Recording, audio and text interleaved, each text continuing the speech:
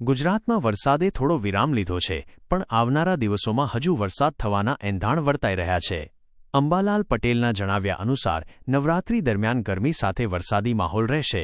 છઠ્ઠા નોરતાથી દશેરા સુધી ગુજરાતભરમાં વરસાદી ઝાપટાં પડશે. એટલું જ નહીં, દિવાળી આસપાસ પણ વાદળછાયું વાતાવરણ રહેશે. છેક નવેમ્બરની શરૂઆત સુધી ગુજરાતમાં વરસાદી અસર રહી શકે છે.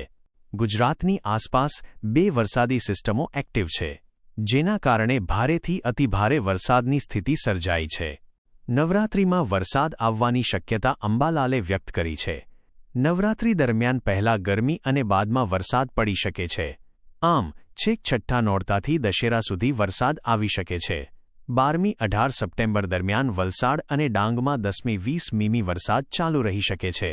18મી-25 સપ્ટેમ્બર દરમિયાન દક્ષિણ ગુજરાત, સૌરાષ્ટ્ર અને મધ્ય પૂર્વ ગુજરાતમાં પહેલી 5 મીમી વરસાદની શક્યતા છે. આ વર્ષે નવરાત્રિના પહેલા 3 દિવસ થંડરસ્ટોર્મની આગાહી કરાઈ છે. હળવો વરસાદ પડે તેવી શક્યતા અને બાકીના દિવસોમાં વરસાદની શક્યતા નહિવત છે. વર્ષ 2013, 2023 અને 2024માં નવરાત્રિમાં વરસાદ આવ્યો હતો.